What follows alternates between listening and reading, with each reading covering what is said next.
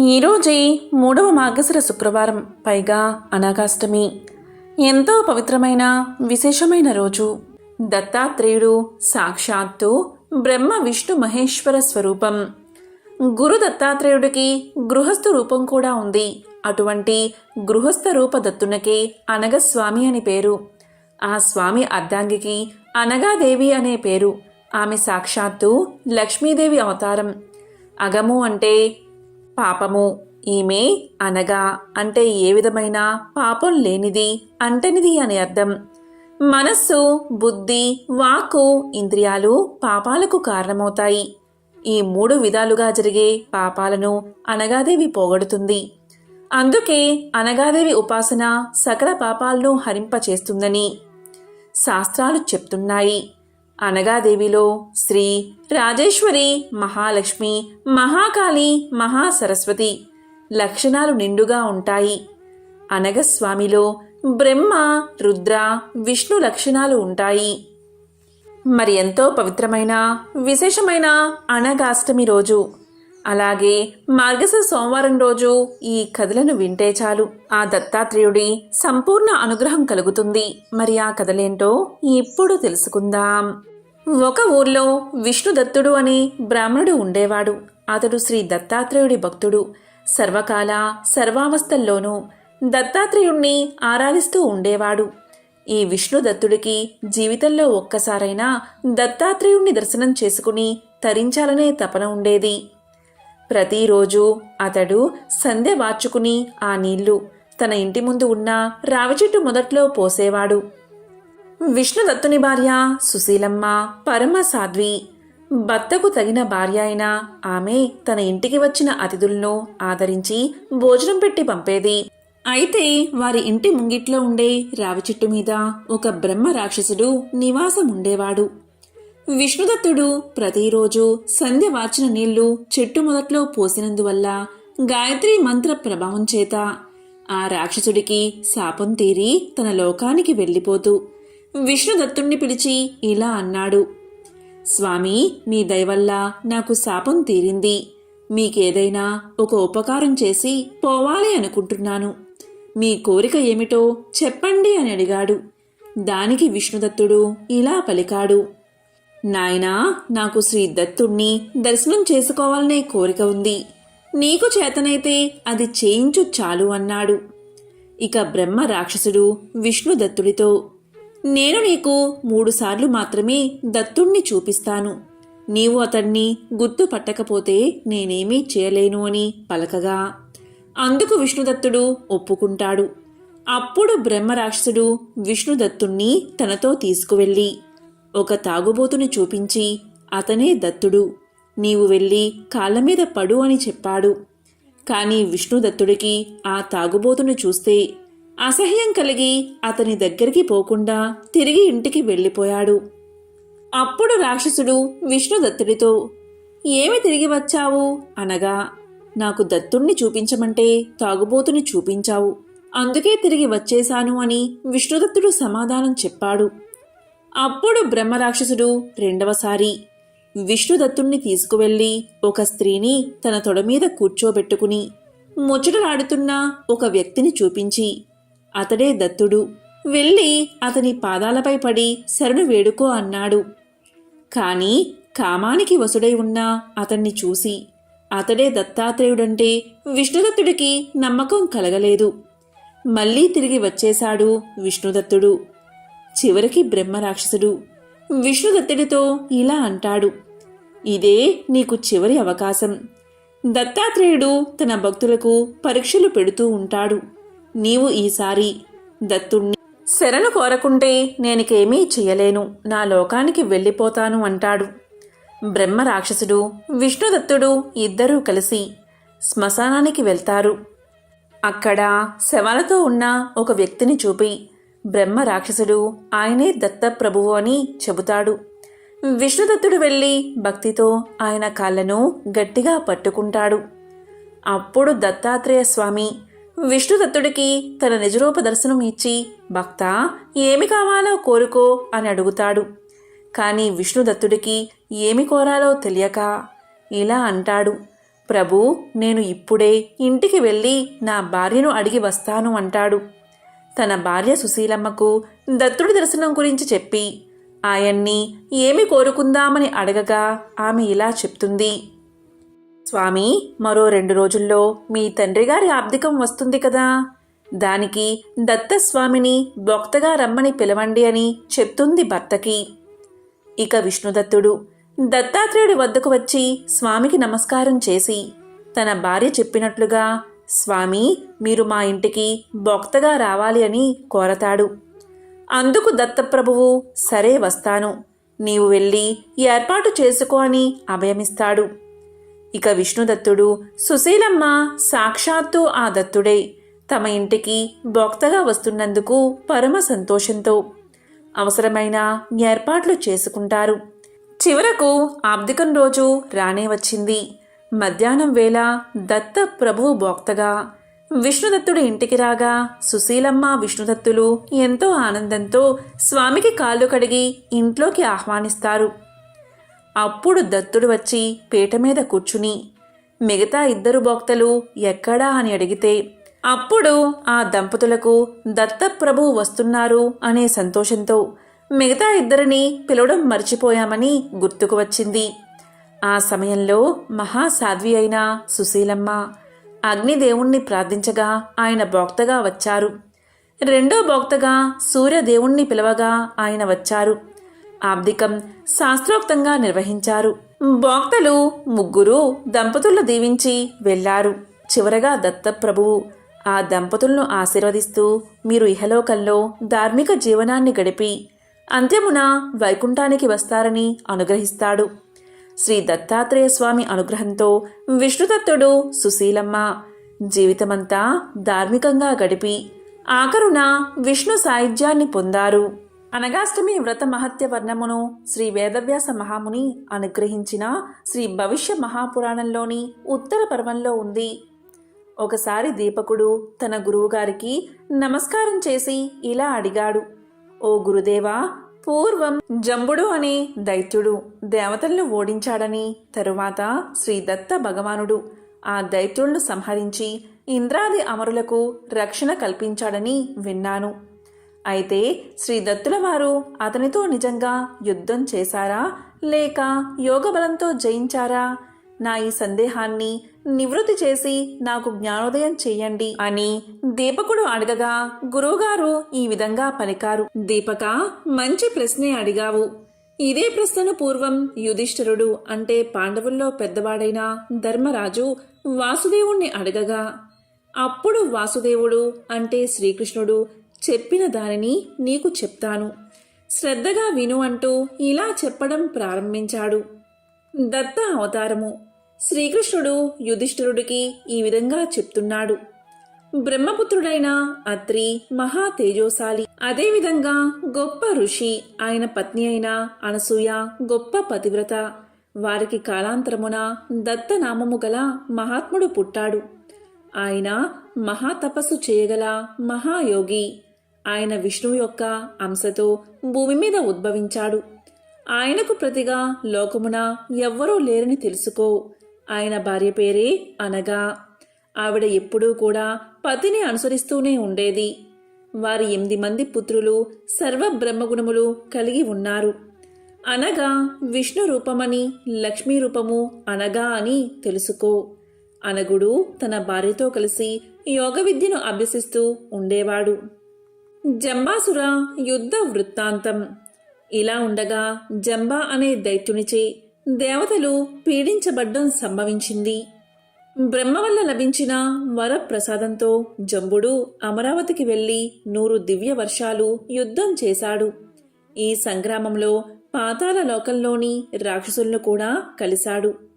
అసంఖ్యాకమగు దైత్య దానవ రాక్షస సైన్యంతో యుద్ధం జరుగుతూ ఉంది. వారిచే ఓడించబడిన ఇంద్రుడు మరియు మిగతా దేవతలు తమ స్థానాలు వదిలి 10 దిక్కులకు తరిమివేయబడ్డారు.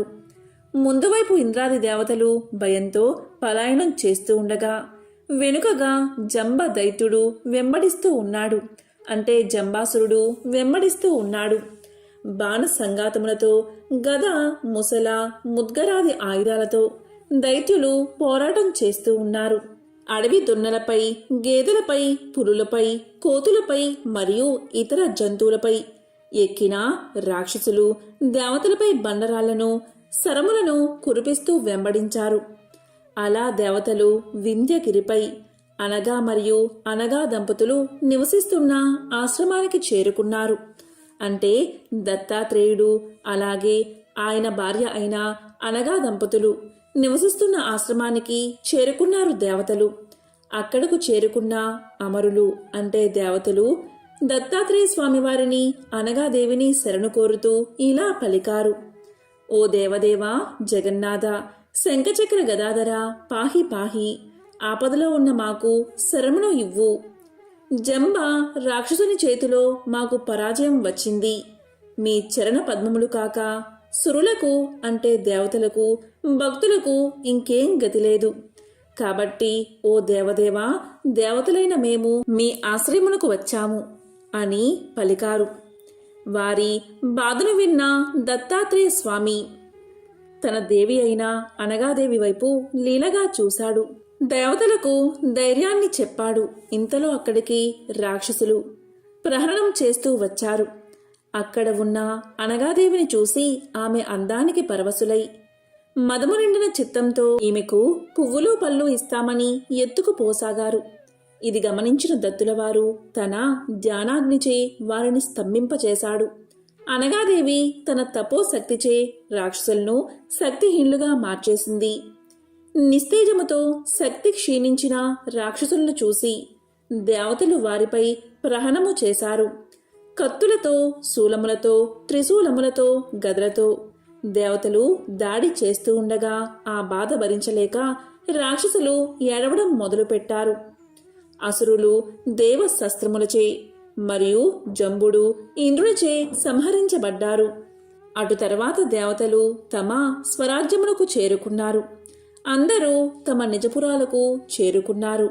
ఈ మహిమను రాక్షసులు, మునులు, దేవర్షులు కొనియాడారు.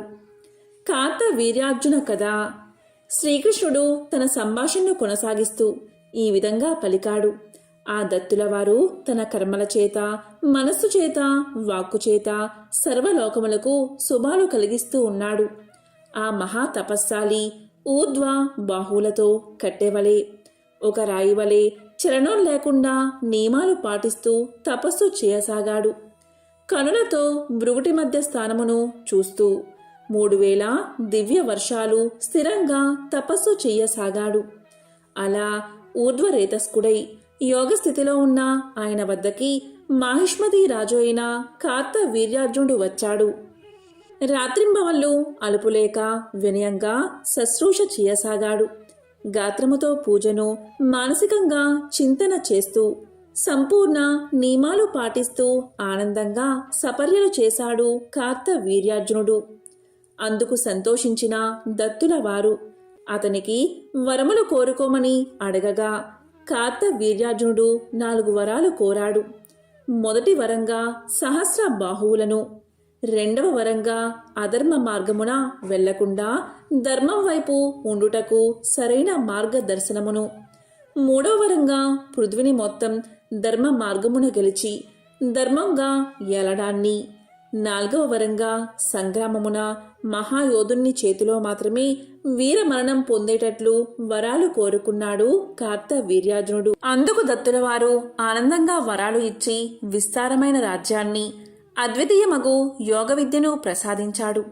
ఆ తరువాత కార్త వీర్యార్జునుడు చక్రవర్తిత్వమును, అష్టసిద్ధులను పొంది 7 ద్వీపములు, పర్వతములు కలిగిన పృథ్వీ మొత్తాన్ని తన సహస్ర బాహువుల ప్రభావంతో ధర్మంగా జయించాడు.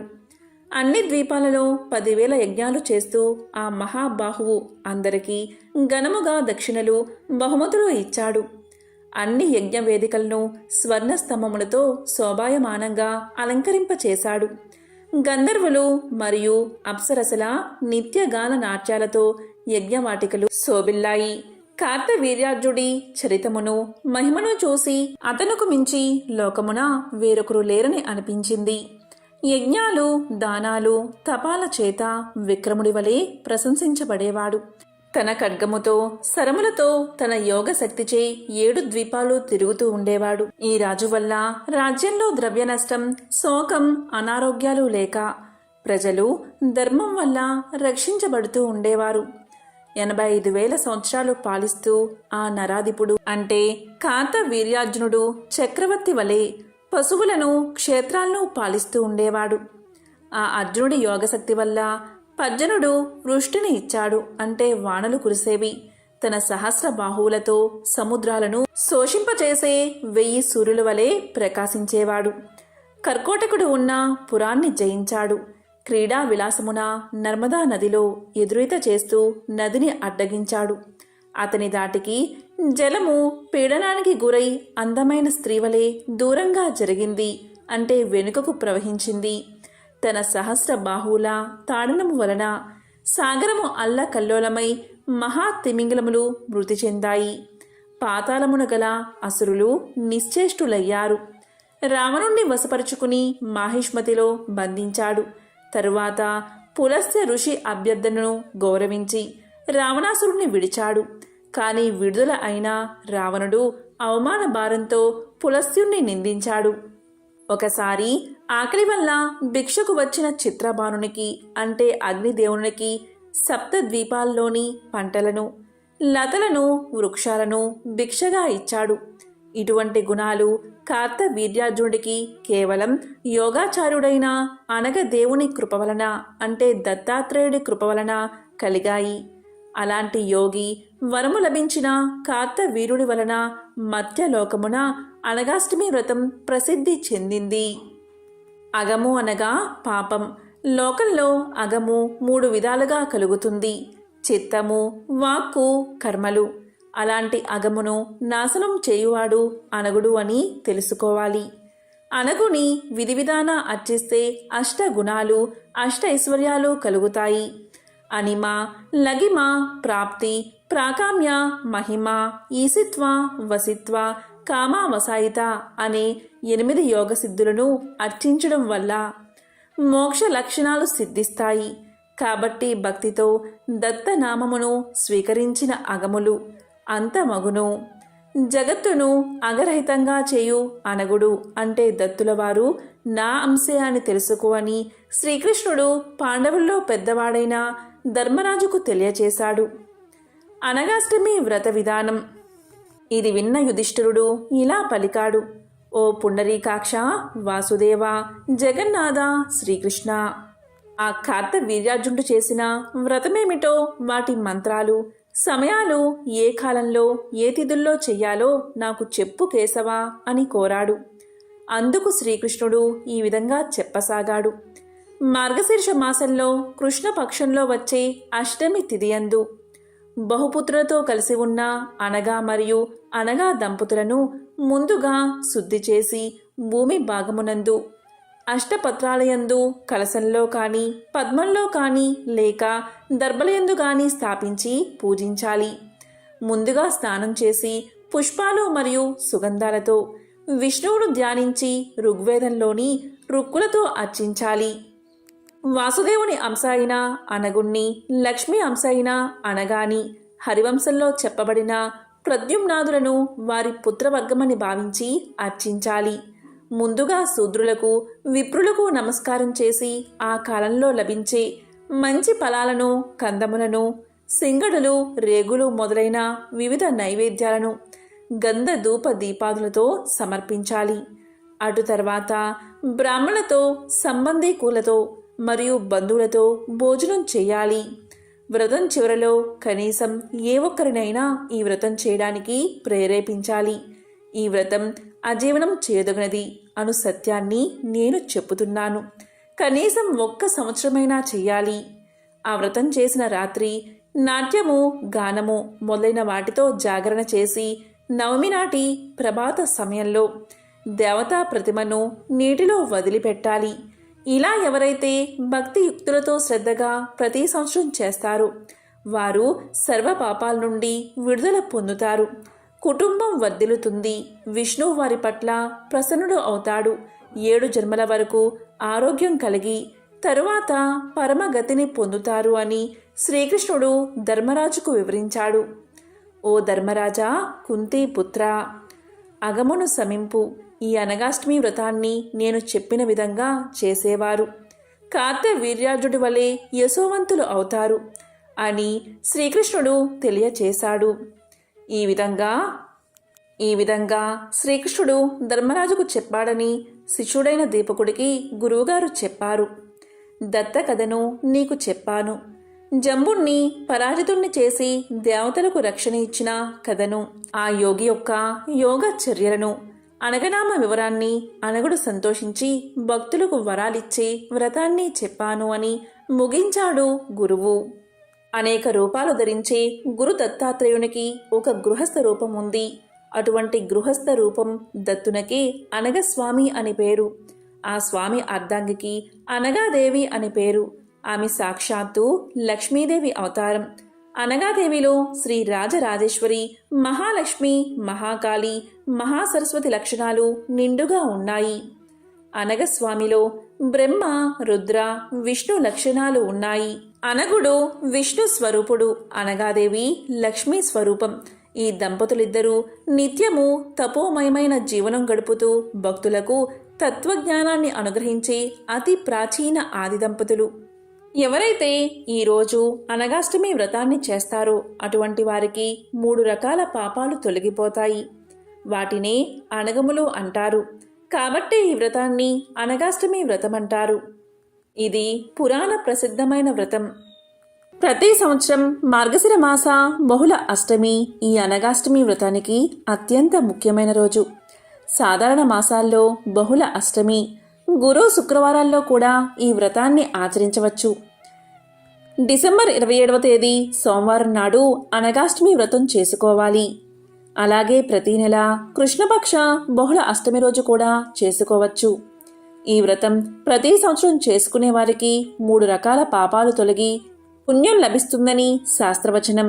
పూర్వం ఒకప్పుడు కైలాసంలో పార్వతీదేవి పరమేశ్వరుని చూసి ఇలా పలికింది: ప్రాణనాథ, భూలోకంలో మానవులందరూ ధనార్జన కోసం ఎడతెరిపిలేని శ్రమలను అనుభవిస్తూనే ఉన్నారు.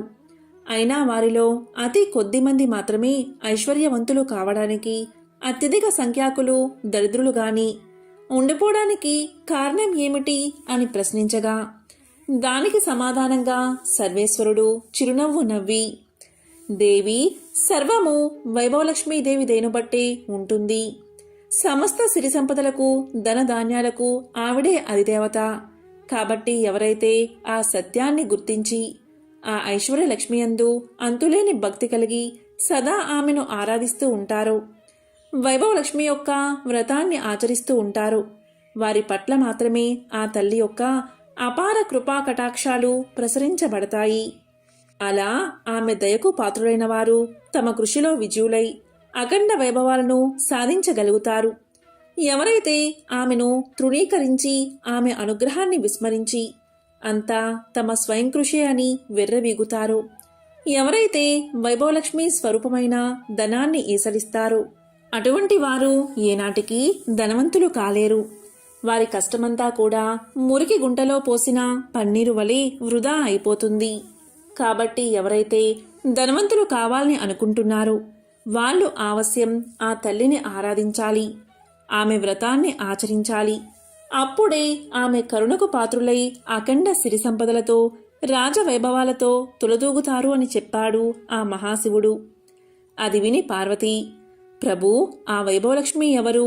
ఆమె చరిత్రను, మహత్యాన్ని వివరంగా సెలవీయండి అని కోరగా, అప్పుడు శంకరుడు ఇలా చెప్పసాగాడు: దేవి, అత్యంత పుణ్యదాయకమైన శ్రీ వైభవలక్ష్మి చరిత్రను శ్రద్ధగా విను అంటూ ఇలా చెప్పసాగాడు.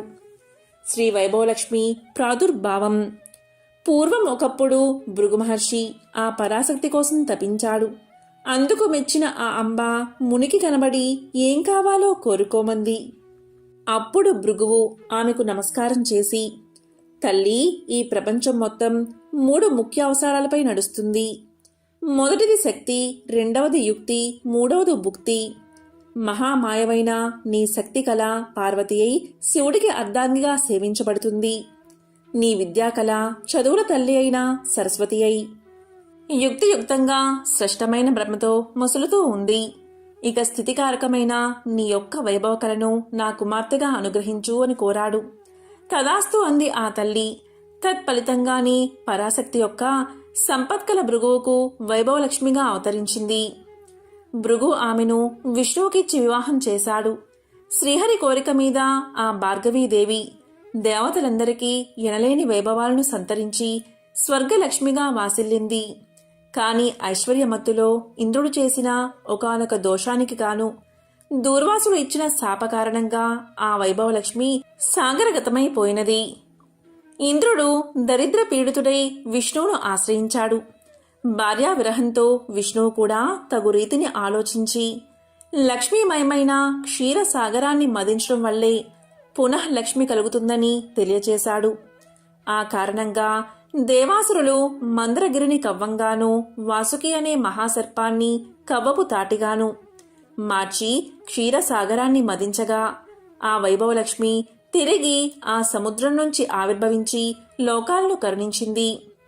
ఆ సమయంలో ఇంద్రాదులు చేసిన ప్రార్థనలను మన్నించి ఆ తల్లి 8 మూర్తులుగా బాసిల్లింది. మొదటిది ఆదిలక్ష్మి, రెండవది ధాన్యలక్ష్మి, మూడవది ధైర్యలక్ష్మి, నాలుగవది గజలక్ష్మి, ఐదవది సంతానలక్ష్మి, ఆరవది విజయలక్ష్మి, ఏడవది విద్యాలక్ష్మి, 8వది ధనలక్ష్మి. ఈ 8 మూర్తుల్లోనూ సర్వశ్రేష్టమైనదే ధనలక్ష్మీదేవి.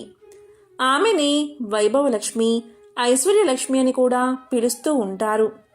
అన్నాళ్ళు భార్గవిగా పేరు పొందిన ఆమె క్షీరసాగర మదనానంతరం క్షీర సముద్రరాజతనయగా పేరు పొందింది. వైభవలక్ష్మి కోల్హాపురం ఏగుట, ఐశ్వర్య ప్రదాయిని అయిన ఆ తల్లి మహా అభిమాని. ఆమె యందు రవ్వంత అపచారం జరిగినా మన్నించదు.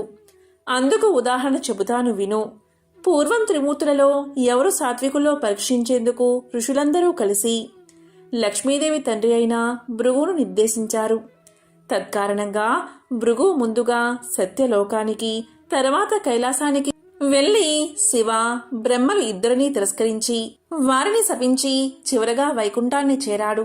ఇక్కడ లక్ష్మీనారాయణలిద్దరూ పాచికలాటలో ఉండిపోయి భృగువును గమనించలేదు, మరియు ఆహ్వానించనూ లేదు. అందుక ఋషి కోపగించాడు. ఆ రమా మాధవులిద్దరూ తనకు కూతురు అల్లుడు అవడం వల్ల మరింత ఆగ్రహించి విష్ణువు యొక్క వక్షస్థలాన్ని తన్నాడు. అయినా విష్ణువు కోపగించుకోకుండా అతి శాంతంగా భృగువును ఆరాధించి శాంతిపరిచి పంపేశాడు. కాని అందు నిమిత్తమై అమ్మవారు మాత్రం అలిగింది. తన నివాస స్థానమైన శ్రీహరి వక్షస్థలాన్ని తన్నిన భృగువు మీద, భృగువును శిక్షించకుండా వదిలేసిన శ్రీహరి మీద కూడా అలిగి వైకుంఠాన్ని వదిలిపెట్టి వెళ్ళిపోయింది. స్వీయాభిమానం కోసం భర్తనైనా సరే వదులుకోగలదా తల్లి? అలాని భక్తులు మాత్రం వదలదు సుమా. భక్తులంతా ఆమె బిడ్డలే కదా. బిడ్డల దోషాన్ని తల్లి క్షమిస్తుంది. ఆ విధంగా వైకుంఠాన్ని వదిలి భూలోకంలో తన్నే ఆరాధించే భక్తకోటిని ఉద్ధరించేందుకు కోల్హాపురం చేరుకుంది. శీల, సుశీల, గుణశీల, విశాల కదా. పార్వతి భక్త సులభ, అత్యంత కరుణామయ అయిన ఆ తల్లి లీలలు ఎన్ని చెప్పినా తనివి తీరవు. ఉదాహరణగా ఒక కథ చెబుతాను విను అంటూ మహాశివుడు ఇలా చెప్పడం ప్రారంభించాడు. చాలా కాలం పూర్వం ప్రతిష్టానపురంలో శీల, సుశీల, గుణశీల, విశాల అనే 4 అక్కాచెల్లెలు ఉండేవారు. వైభవలక్ష్మి భక్తులైన ఆ 4కి ఉన్న ఊరిలోని ఉన్నత వంశానికి చెందిన 4 యువకులతో వివాహాలు జరిగాయి. ఈ పిల్లల అదృష్టమా అన్నట్లు వారి భర్తలు 4 కూడా వివిధ వృత్తుల ద్వారా చక్కని సంపాదనలు కలిగి ఆస్తిపరులై ఆరోగ్యవంతులై విరాజిల్లేవారు. కాని రాను రాను వారిలో అహంకారం పెరిగి దైవ చింతన తగ్గింది. ఆ తల్లి అనుగ్రహాన్ని విస్మరించి అంతా తమ ప్రయోజకత్వమే అని అనుకున్నారు వారు. మహాపండితుడైన శీలభర్తకు తన పాండిత్యం వల్లే ప్రపంచం తన్ని గౌరవిస్తుంది అనే గర్వం కలిగింది. ఇందులో లక్ష్మీదయ ఏముంది? నా నోట్లో విద్య ఉంది. ఎంత గొప్పవాళ్లైనా నాకు డబ్బులిచ్చి సన్మానించక ఏం చేస్తారు అని భావించి అందరినీ నిర్లక్ష్యం చేయసాగాడు. ఎంతటి ధనవంతులైనా బలవంతులైనా తన విద్య ముందు బలా దూరే అన్నాడు. అందుకా తల్లి అలిగి అతనికి గుణపాఠం చెప్పాలి అనుకుంది. అంతటితో అతడి పాండిత్యానికి విలువ లేకుండా పోయి సంపాదన పడిపోయింది. సంపాదించిందంతా ఖర్చయిపోయింది.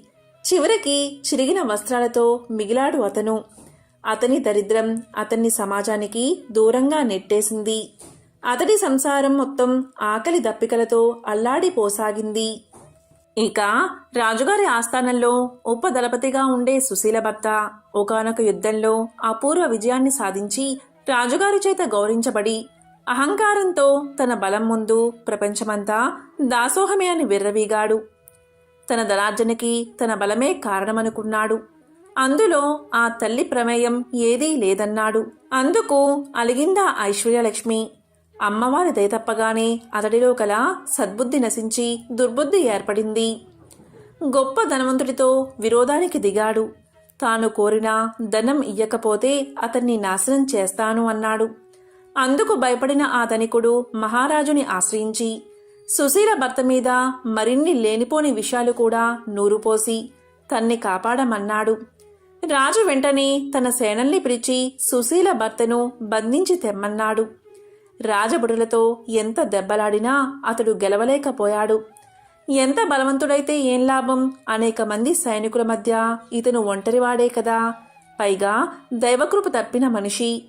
న్యాయస్థానంలో రాజు అతన్ని విచారించి అతని ఆస్తిపాస్తులన్నిటినీ స్వాధీనం చేసుకుని చెరసాల్లో బంధించాడు.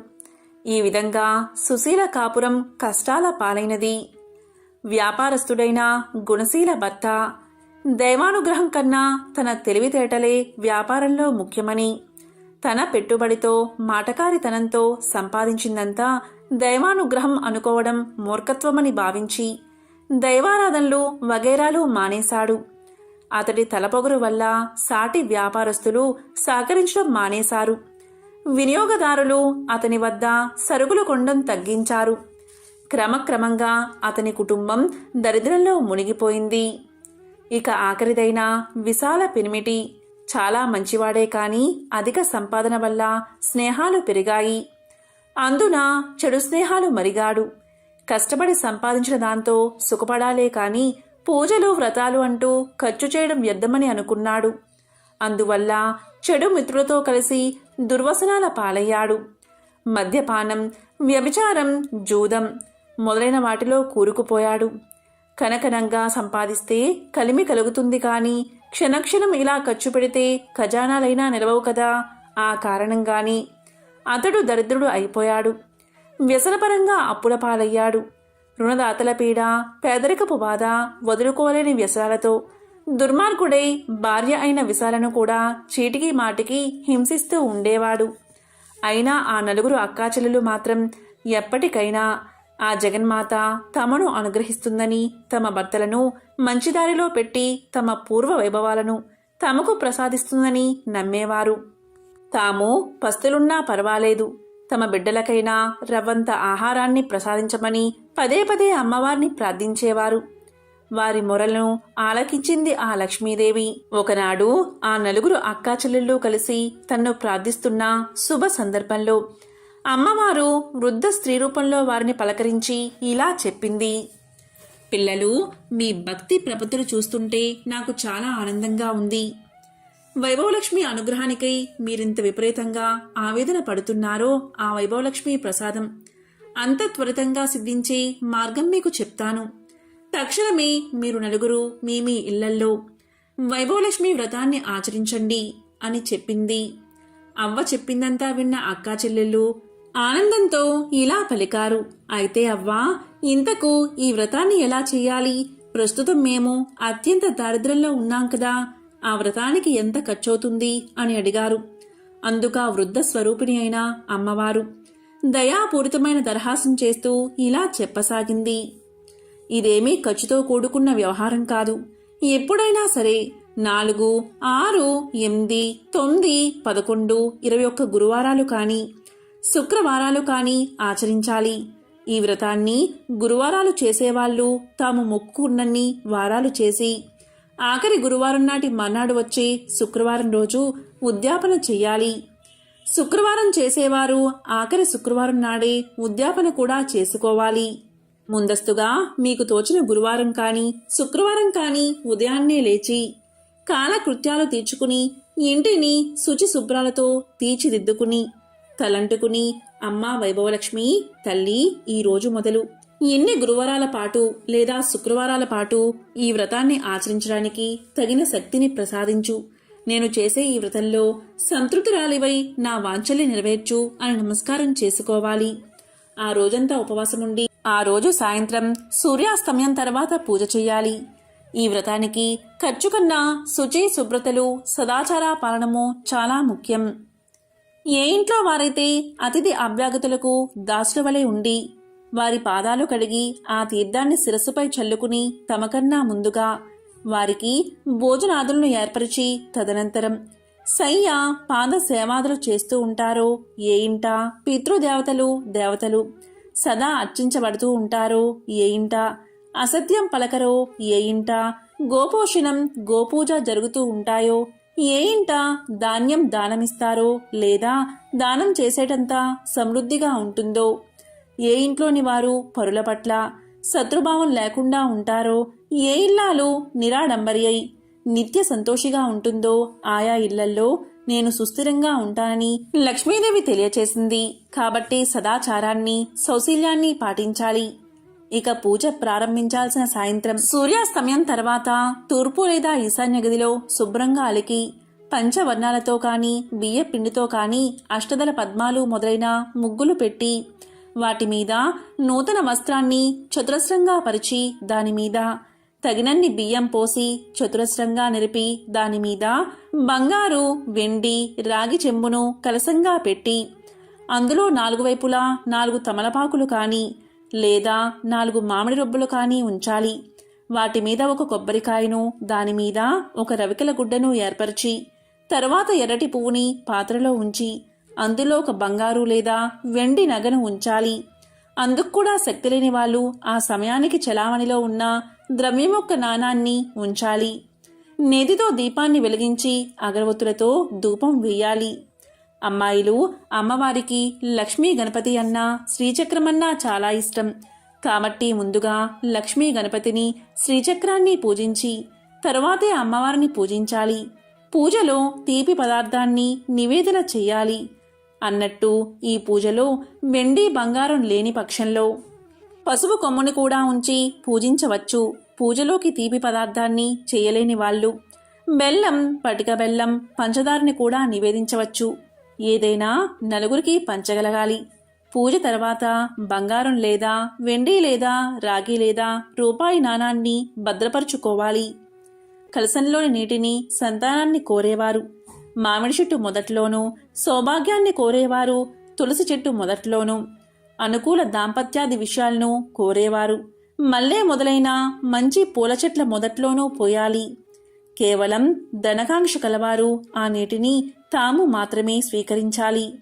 మండపం మీద బియ్యాన్ని పక్షులకు వేయాలి. ఈ విధంగా అమ్మవారి వ్రతాన్ని ఆచరించడం వల్ల నిరుద్యోగులు ఉద్యోగులు అవుతారు. అవివాహితులకు వివాహం జరుగుతుంది. దరిద్రులు ధనవంతులుగా మారతారు. ఏ ఏ కోరికలుంటే ఆయా కోరికలు నెరవేరతాయని ముగించిందా వృద్ధమాత. తక్షణమే ఆ అప్పా చెల్లెలు నలుగురు వారి వారి తాహతును బట్టి 4, 8, 11, 21 వారాల పాటు ఆ వ్రతాన్ని మొక్కుకున్నారు. ఆ మరుసటి శుక్రవారమే వ్రతాన్ని ఆరంభించారు. నలుగురు కడు పేదవారు అవడం వల్ల నలుగురు కూడా రాగి కలశాన్నే వాడారు. అందరికన్నా అధిక దరిద్రురాలైన శీల అందులో రాగి నాణాన్ని వేసి పూజించింది. సుశీల రూపాయి నాణాన్ని వేసి పూజించింది. గుణశీల తన ఇంట ఉన్న వెండి నాణాన్ని వైభవలక్ష్మిగా భావించి పూజించింది. ఆఖరిదైన విశాల తన బంగారు ముక్కెరను తీసివేసి అదే ధనలక్ష్మిగా ఆరాధించింది. ఎవరు ఏ ఏ రూపాల్లో ఆరాధించినా వారి హృదయంలో ఉన్న భక్తి భావాలని ప్రధానంగా స్వీకరించే తల్లి ఆ వైభవలక్ష్మి. నలుగురిని సమానంగానే కరుణించింది.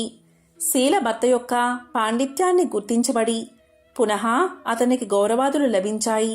తద్వారా వాళ్ళు ఉన్నతులైనారు. సుశీల ఆచరించిన వ్రత ఫలితంగా వారి రాజ్యానికి ఒక కృత్రిమ యుద్ధం ఏర్పడింది. ఆ యుద్ధం నిమిత్తం అతపూర్వమే లబ్ధ ప్రతిష్ఠుడైన సుశీల భర్తను విడుదల చేసి అతన్ని ఉపదళపతిగా అభిషేకించి యుద్ధానికి పంపక తప్పలేదు రాజుకి. ఆ యుద్ధంలో అమ్మవారి దయవల్ల సుశీల భర్త విజయం సాధించడంతో అతని గత నేరాలన్నీ మన్నించబడి దళపతిగా నియమించబడ్డాడు. ఆ విధంగా సుశీల కుటుంబం బయటపడింది. ఆకస్మికంగా ఏర్పడిన వ్యాపారంలోని మార్పుల వల్ల కొన్ని ప్రత్యేకమైన దినుసుల ఎగుమతి దిగుమతుల విషయంలో గుణశీల భర్త వ్యాపారి వెలుగులోకి వచ్చాడు. ఇతర వ్యాపారస్తులందరూ అతన్నే ఆశ్రయించారు. సహజంగానే వ్యాపారి అయిన గుణశీల భర్త వచ్చిన అవకాశాన్ని ఉపయోగించుకున్నాడు. తద్వారా వారి కుటుంబం పూర్వ వైభవాన్ని పొందింది. ఇక ఆఖరిదైన విశాల వ్రతారంభం చేసింది మొదలు. అమ్మవారి కరుణా ప్రసాదం ప్రారంభమైపోయింది. ఆమె భర్త వారం విడిచి వారంగా వ్యభిచారం, జూదం, మద్యపానం వంటి వ్యసనాన్నిటినీ మానుకున్నాడు. తన భార్యా పిల్లల పట్ల ప్రత్యేక శ్రద్ధతో యథాపూర్వకంగా సుఖించసాగాడు. కాబట్టి స్త్రీలు కాని పురుషులు కాని ఆవాల గోపాలమెవరూ తన్ను పూజించినా సరే తక్షణమే కరుణించి ఉద్ధరించే తల్లి వైభవలక్ష్మి. ఈనాడు మనం చేసిన పూజల వల్ల ఆమె సంతుష్టురాలు అగోగాక శీల, సుశీల, గుణశీల, విశాలల కుటుంబాలను కాపాడినట్లే ఆ తల్లి మన్ని కూడా రక్షించుగాక అని చెప్పి కథను పూర్తి చెయ్యాలి. ఎవరైతే ఈ కథను వింటారో లేక చదువుతారో లేక వినిపిస్తారో అటువంటి వారికి శ్రీ వైభవలక్ష్మి యొక్క సంపూర్ణ అనుగ్రహం కలుగుతుంది అని ఆ పరమేశ్వరుడు పార్వతీదేవికి తెలియచేశాడు. ఓం శ్రీ మహాలక్ష్మియే నమః. ఓం నమో నారాయణాయ. ఓం శ్రీ మాత్రే నమః. ఓం నమః శివాయ.